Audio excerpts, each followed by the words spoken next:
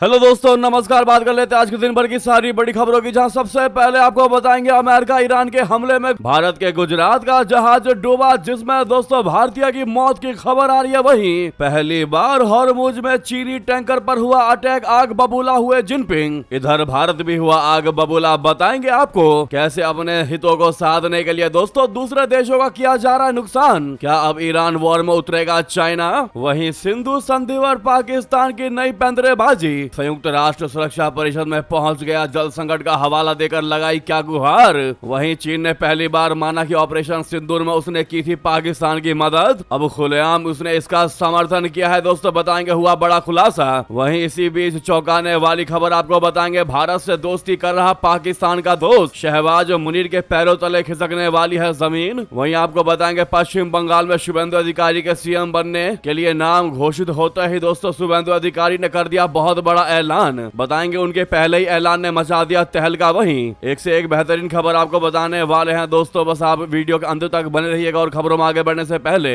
अगर आप भी मानते हैं कि ईरान हो चाहे अमेरिका, भारत अपना नुकसान नहीं सहेगा, तो वीडियो को लाइक करके चैनल को सब्सक्राइब करके बेल आइकन दबा के कमेंट में जय हिंद कह दीजिएगा। बात करते हैं पहली सबसे बड़ी खबर की, जहां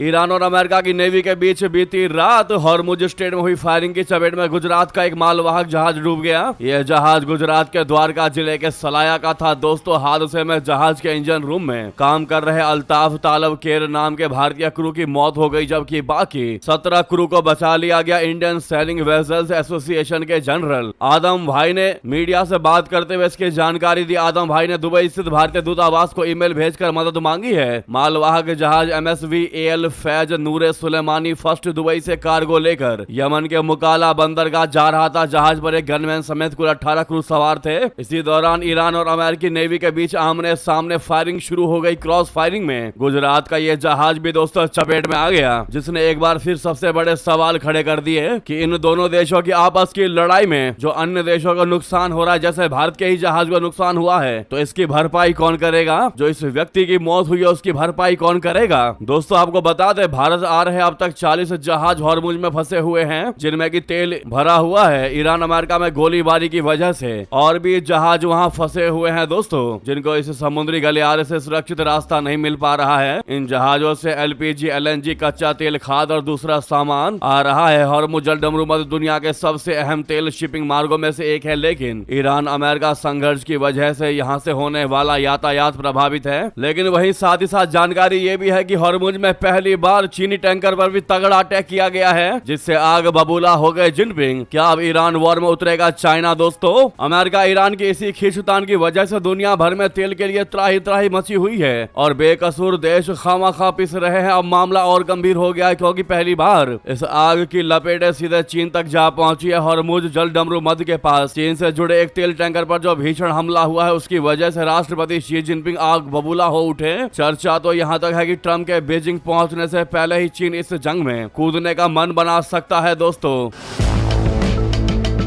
4 मई को हॉर्मुज जलडमरू मध्य के पास जेवी इनोवेशन नामक टैंकर को निशाना बनाया गया। यह जहाज मार्शल आइलैंड्स के झंडे तले चल रहा था, लेकिन इसका सीधा संबंध चीन से था। चश्मदीदों के मुताबिक ड्रोन्स या मिसाइलों के हमले के बाद जहाज के डेक पर भीषण आग लग गई। बीजिंग ने आधिकारिक तौर पर पुष्टि की है कि जहाज पर चीनी चालक दल मौजूद था। हालांकि गनीमत रही कि इस हमले में किसी की जान नहीं गई। ये हमला यूएई के मीना सकर बंदरगाह के करीब हुआ, जिसने खाड़ी देशों की सुरक्षा पर भी सवाल खड़े कर दिए हैं। जैसा कि आप सभी को पता है, अगले हफ्ते बीजिंग में शी जिनपिंग और डोनाल्ड ट्रंप की मुलाकात तय है, जहां ईरान युद्ध मुख्य एजेंडा होने वाला है। इस हमले ने बीजिंग को कड़ा रुख अपनाने पर मजबूर कर दिया है। चीन के विदेश मंत्रालय ने गहरी चिंता जताते हुए कहा है कि नागरिक जहाजों पर हमले कतई भी बर्दाश्त नहीं किए जाएंगे। हिंदुस्तान टाइम्स की रिपोर्ट के मुताबिक अगर तेल सप्लाई जैसे चीन के हितों पर चोट पहुंचती रही, तो बीजिंग अपनी नौसेना को सीधे इस संघर्ष क्षेत्र में तैनात कर सकती है। ट्रंप चाहते हैं कि चीन ईरान पर दबाव बनाए, लेकिन चीन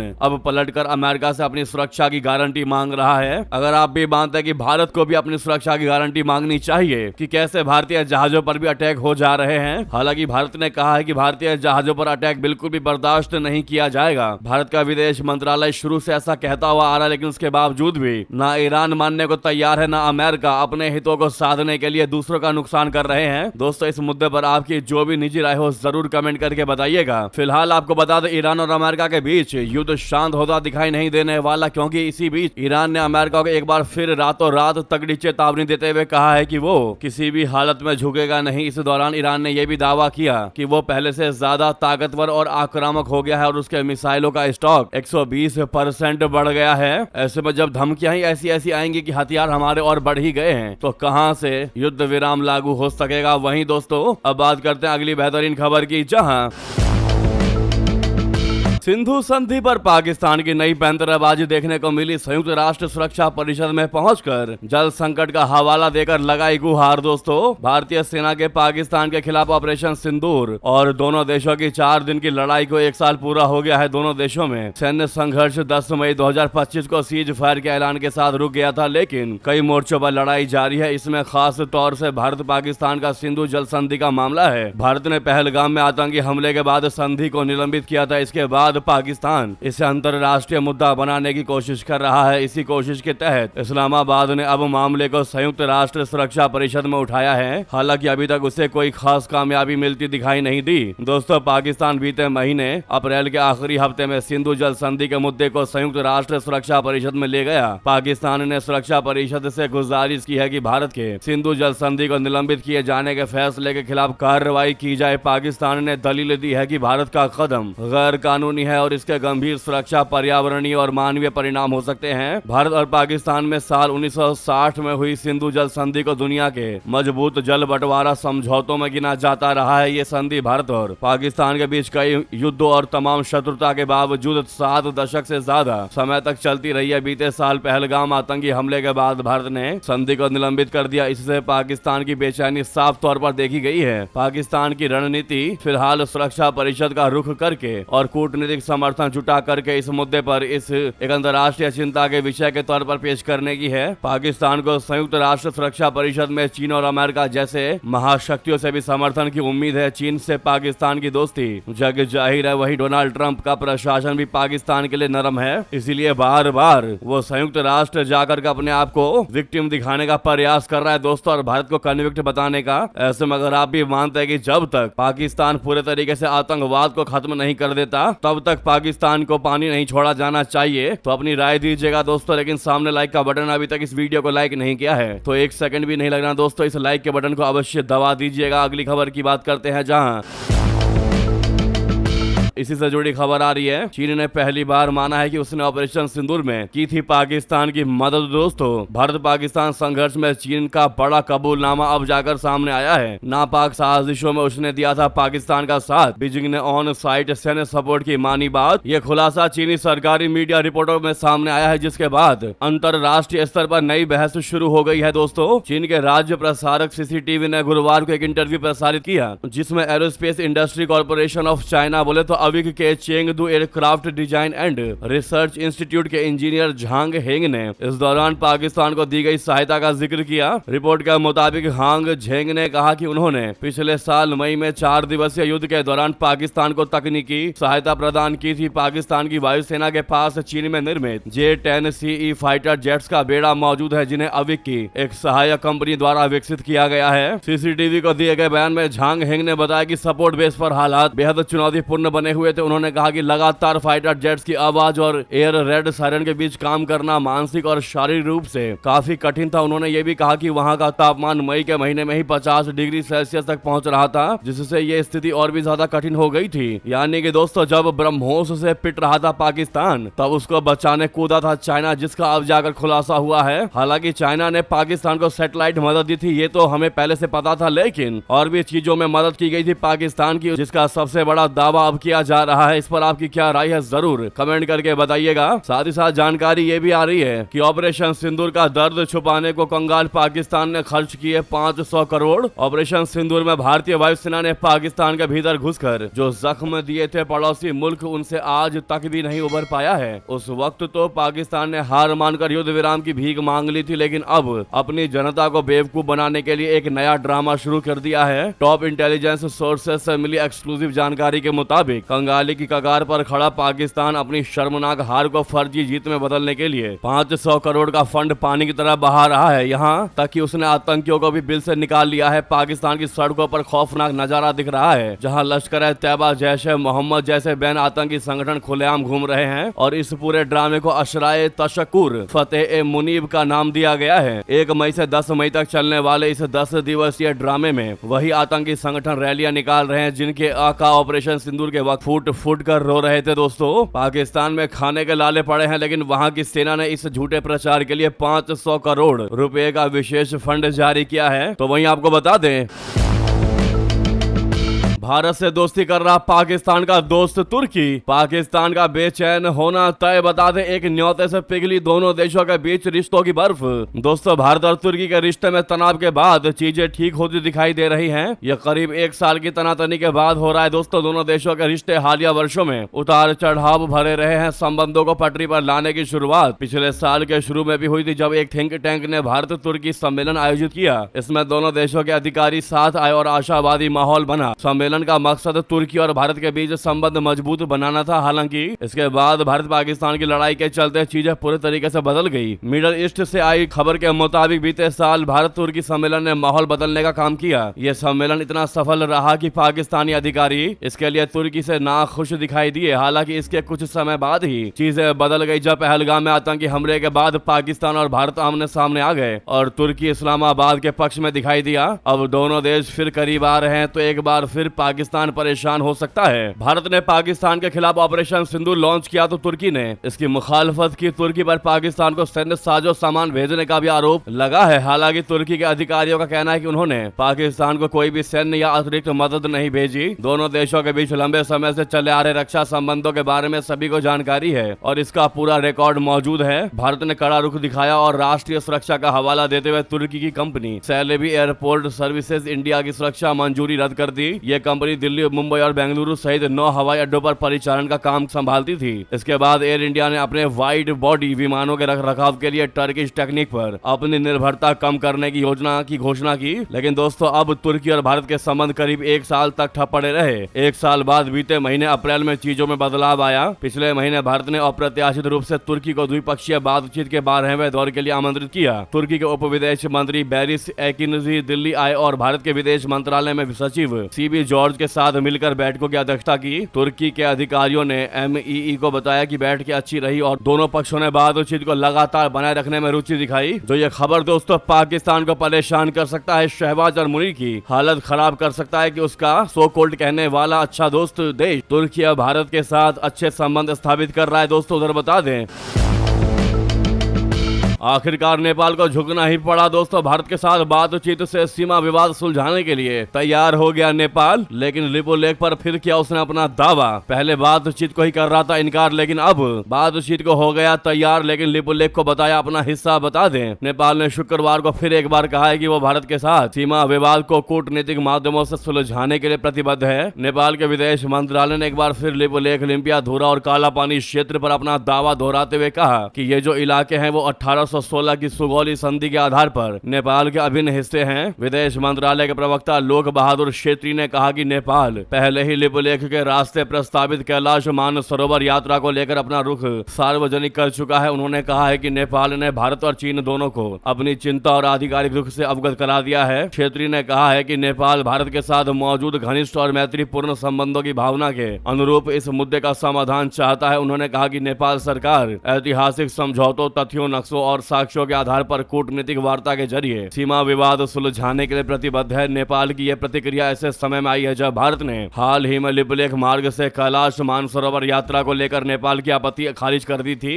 ऐसे में लिपुलेख हमारा था, है और रहेगा। जरूर कमेंट में कहिएगा दोस्तों, लग रहा है कि आपके कहने का असर नेपाल में अब दिखाई दे रहा है, जो अब बातचीत को तैयार हुआ है। अब देखना ये होगा ये बातचीत कब होती है। तो वहीं दोस्तों अगली खबर की बात करते हैं, जहां INS सागर ध्वनि वियतनाम पहुंचा। भारत के समुद्री विज्ञान को मिलने वाली है इससे तगड़ी मजबूती। दोस्तों, INS सागर ध्वनि एक समुद्र विज्ञान अनुसंधान जहाज है जो कि 5 मई 2026 को वियतनाम के कैम रान पहुंचा है, जिसकी अब जानकारी सामने आई है। ये वियतनाम के साथ भारत के वैज्ञानिक सहयोग की दिशा में एक महत्वपूर्ण कदम माना जा रहा है। दोस्तों, जहाज के पहुंचने पर खान होआ सैन्य कमान के उप प्रमुख सीनियर कर्नल ट्रान वान कुओंग ने वियतनाम पीपल्स नेवी और तट रक्षक बल के प्रतिनिधियों के साथ मिलकर जहाज का गर्मजोशी के साथ स्वागत किया। यह जहाज इंस्टीट्यूट ऑफ ओशनोग्राफी नहा ट्रांग के साथ वैज्ञानिक चर्चाएं करेगा, जिससे समुद्री विज्ञान और समुद्र विज्ञान के क्षेत्र में सहयोग को बढ़ावा मिलेगा। यह यात्रा भारत और वियतनाम के बीच कूटनीतिक और वैज्ञानिक संबंधों को मजबूत करने की दिशा में एक महत्वपूर्ण मील का पत्थर है, जो समुद्र विज्ञान अनुसंधान को आगे बढ़ाने के प्रति उनकी साझा प्रतिबद्धता को दर्शाता है। दोस्तों, बंदरगाह पर रुकने के दौरान भारतीय नौसेना वियतनाम पीपल्स नेवी के साथ कई तरह की गतिविधियों में हिस्सा लेगी। इनमें ट्रेनिंग का आदान प्रदान, क्रॉस ट्रेनिंग दौरे, मैत्रीपूर्ण खेल मुकाबले और संयुक्त योग सत्र शामिल है। इसके अलावा पेशेवर और सामाजिक मेल जोल के कार्यक्रम भी तय किए गए हैं। दोस्तों, साथ ही साथ आपको बता दें,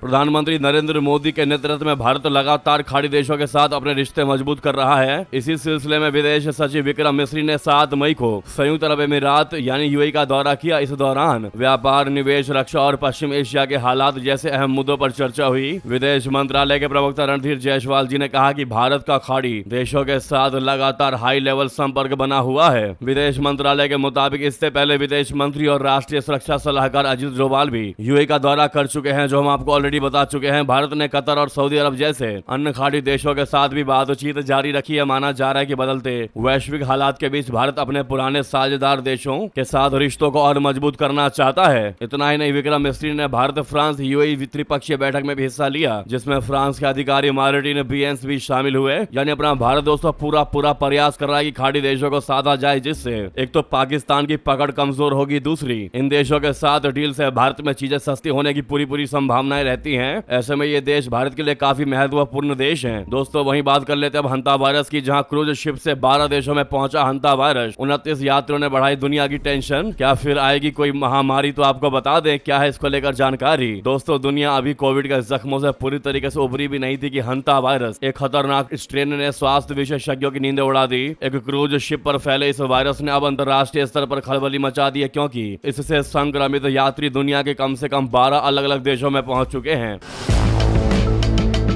आपको बता दें ये पूरा मामला अप्रैल महीने में शुरू हुआ, जब MV होंडियस नाम की एक क्रूज शिप अर्जेंटीना के उशुआया बंदरगाह से रवाना हुआ। जहाज पर सवार 2 डच यात्री दक्षिण अमेरिका में पक्षी देखने के लिए एक लैंडफिल बोले तो कचरा क्षेत्र गए थे। वहां वे चूहों के संपर्क में आ गए और संक्रमित हो गए। जहाज पर लगभग 150 लोग सवार थे। धीरे धीरे ये वायरस एक से दूसरे से तीसरे में फैलने लगा और अब तक 5 मामलों की पुष्टि हो चुकी है, जिनमें से 3 लोगों की दुखद मौत हो गई। 24 अप्रैल को ये शिप सेंट हेलेना द्वीप पर रुकी, जहां 29 यात्री उतर गए। उस वक्त किसी को भी वायरस के खतरे का अंदाजा भी नहीं था। ये यात्री अब Canada, America, UK, Netherlands, Germany, तुर्की, सिंगापुर और न्यूजीलैंड जैसे देशों में जा चुके हैं। अब इन यात्रियों को ढूंढा जा रहा है। दोस्तों, इनकी तलाश जारी है। आमतौर पर हंता वायरस चूहों के मलमूत्र या लार से फैलता है, लेकिन इस बार मिला एंड्रीज स्ट्रेन अधिक डरावना है। चिली के वैज्ञानिकों के मुताबिक यह स्ट्रेन खांसने, छींकने, किस करने या एक ही ग्लास स्ट्रॉ से पानी पीने से भी फैल सकता है। अध्ययन बताते हैं कि संक्रमित व्यक्ति के पार्टनर को संक्रमण का खतरा घर के अन्य सदस्यों के मुकाबले 10 गुना ज्यादा होता है। जब मरीज बहुत बीमार होता है तो उसके शरीर के तरल पदार्थों में वायरस की मात्रा बहुत अधिक होती है। फिलहाल विशेषज्ञ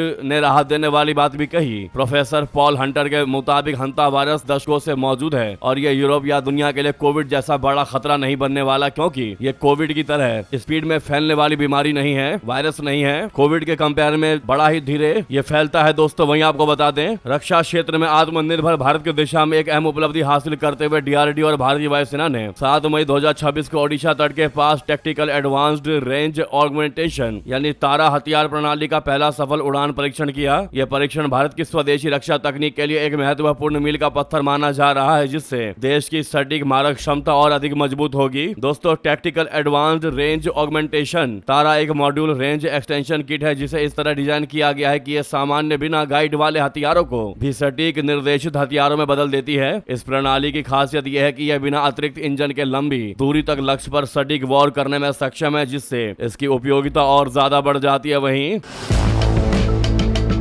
उधर आपको बता दें अमेरिकी सांसदों ने चीन को बताया सबसे बड़ा खतरा, ट्रंप से कहा, और ट्रंप प्रशासन से भी कहा कि भारत के साथ गहरे जुड़ाव के साथ बने रहो, भारत को अलग मत होने देना, भारत को दूर मत जाने देना अमेरिका से। जी हाँ दोस्तों, अमेरिकी सीनेटरों के 2 पार्टी समूह ने एक प्रस्ताव पेश किया है जिसमें चीन को अमेरिका का सबसे बड़ा दुश्मन और रणनीतिक प्रतिद्वंदी बता दिया है। इसके साथ ही सीनेटरों ने बीजिंग का मुकाबला करने के लिए भारत के साथ गहरे जुड़ाव और मजबूत हिंद प्रशांत गठबंधन की मांग कर दी। सीनेटर क्रिस कुंस और कई रिपब्लिकन और डेमोक्रेटिक सीनेटरों द्वारा पेश किए गए प्रस्ताव में कहा गया है कि चीन के पास अमेरिका और उसके सहयोगियों की सुरक्षा, आर्थिक खुशहाली और रणनीतिक हितों को कमजोर करने का इरादा और क्षमता है। इस प्रस्ताव में चीन पर न्यूक्लियर, साइबर, समुद्री और स्पेस एसेट्स सहित अपनी मिलिट्री क्षमताओं को तेजी से बढ़ाने का आरोप लगाया गया है। इसमें कहा गया है कि बीजिंग हिंद प्रशांत में जबरदस्ती, आक्रामक और धोखेबाज गतिविधियों का इस्तेमाल कर रहा है और ताइवान स्टेट में जबरदस्ती या बलपूर्वक यथास्थिति को बदलने की कोशिश कर रहा है। ऐसे में जहां तक हो सके भारत के साथ गहरे जुड़ाव रखे अमेरिका, यानी ट्रंप का प्रशासन। ये बात अमेरिकी सांसदों ने बताया है अमेरिकी राष्ट्रपति और उनके प्रशासन को। वहीं आपको बता दें, भारत और बांग्लादेश के बीच बढ़ती समुद्री साझेदारी को बढ़ाते हुए भारत के इंडियन ओशन शिप यानी IOS सागर शुक्रवार को बंगाल की खाड़ी से सफल यात्रा के बाद दक्षिण पूर्वी बांग्लादेश के चट्टोग्राम बंदरगाह पर पहुंच गया। यहां इसके क्रू मेंबर्स का भव्य स्वागत किया गया है। दोस्तों, बांग्लादेश में भारतीय उच्चायोग के मुताबिक यह उच्च स्तरीय बंदरगाह दौरा पोर्ट समुद्री उत्कृष्टता और क्षेत्रीय अंतर संचालनीयता की निरंतर खोज के तहत IOS सागर 2026 बहुराष्ट्रीय तैनाती के हिस्से के रूप में आयोजित किया गया था। भारतीय उच्चायोग ने सोशल मीडिया प्लेटफॉर्म एक्स पर बताया कि जहाज का बांग्लादेशी जल क्षेत्र में BNS अली हैदर बोले तो F-16 ने स्वागत किया और उसे एस्कॉर्ट करते हुए बंदरगाह तक पहुंचाया। इस दौरे को भारतीय नौसेना और बांग्लादेश नौसेना के बीच अटूट साझेदारी के प्रमाण के रूप में बताया गया है। वही नेक्स्ट खबर की बात करते हैं। जी हाँ, डर का माहौल हुआ खत्म, अब भरोसे की ओर बढ़ेगा पश्चिम बंगाल। सीएम नाम की घोषणा होते ही शुभेंदु अधिकारी का सबसे बड़ा ऐलान। दोस्तों, पश्चिम बंगाल के मुख्यमंत्री पद के लिए नामित किए गए शुभेंदु अधिकारी ने शुक्रवार को कह दिया कि राज्य में नई भाजपा सरकार पार्टी के चुनाव घोषणा पत्र में किए गए सभी वादों को पूरा करेगी और लोगों की उम्मीदों को पूरा करने के लिए केंद्र के साथ मिलकर काम करेगी। भारतीय जनता पार्टी बोले तो भाजपा विधायक दल का नेता चुने जाने के बाद पार्टी विधायकों को संबोधित करते हुए अधिकारी ने कहा कि बंगाल में डर का माहौल खत्म हो गया है और राज्य अब भरोसे के दौर की ओर आगे बढ़ेगा। पार्टी विधायकों और समर्थकों की जोरदार तालियों के बीच अधिकारी ने कहा कि भय अब खत्म हो गया है और जैसा कि प्रधानमंत्री नरेंद्र मोदी जी ने कहा है कि भरोसा आ चुका है। इससे पहले कल दिन में अधिकारी को केंद्रीय गृह मंत्री अमित शाह जी और प्रदेश में पार्टी के शीर्ष नेतृत्व की मौजूदगी में सर्वसम्मति से भाजपा विधायक दल का नेता चुना गया, जिससे उनके पश्चिम बंगाल के भाजपा के पहले मुख्यमंत्री बनने का रास्ता साफ हो गया। दोस्तों, ऐसे में सबसे बड़ा सवाल यह है कि शुभेंदु सरकार में कौन कौन से बड़े फैसले लिए जा सकते हैं जिसको सिर्फ बंगाल की जनता ही नहीं बाकी पूरे भारत की जनता भी देखना चाहती है, क्योंकि 15 साल ममता ने बंगाल में राज किया है दोस्तों एज अ गवर्नमेंट, और अब भारतीय जनता पार्टी की सरकार वहां बन चुकी है। ऐसे में भारतीय जनता पार्टी कौन कौन से बड़े फायदे देने वाली है बंगाल की जनता को, ये सबसे बड़ा सवाल है। तो आपको बता दें, कुछ फैसले हैं जो बीजेपी ले सकती है। बंगाल में बीजेपी सरकार के गठन के बाद सामान्य नागरिक संहिता यानी UCC को लागू करने के लिए शुभेंदु अधिकारी नया कानून ला सकते हैं। 7वां वेतन आयोग को लेकर भी जानकारी है। पश्चिम बंगाल में राज्य कर्मचारियों के लिए 7वां वेतन आयोग लागू किया जाएगा। वहीं राजनीतिक हिंसा और अपराध पर सख्त जीरो टॉलरेंस की नीति अपनाई जाएगी, उत्तर प्रदेश की तरह। जी हाँ दोस्तों, वहीं बीजेपी ने अपने संकल्प पत्र में किए वादे के मुताबिक महिलाओं की सुरक्षा के लिए एंटी रोमियो स्क्वाड का गठन कर सकती है। वहीं बंगाल के हर सब डिवीजन में एक महिला पुलिस स्टेशन बनाने की योजना है। दोस्तों, महिलाओं को आत्मनिर्भर बनाने के लिए सरकार वहीं 3000 रुपए की आर्थिक सहायता भी दे सकती है। वहीं बीजेपी के प्रमुख वादों में अवैध घुसपैठियों का मुद्दा भी सबसे बड़ा मुद्दा है। सरकार डिटेक्ट, डिलीट और डिपोर्ट की नीति पर काम कर सकती है। वहीं अंतिम फैसला ये ले सकती है अवैध घुसपैठ को पूरे तरीके रोकने के लिए सख्त नीति और बॉर्डर पर फेंसिंग के लिए सरकार जमीन देगी। यानी ये कुछ बड़े फैसले हैं दोस्तों जो बंगाल में लागू हो सकते हैं शुभेंदु अधिकारी के नेतृत्व में।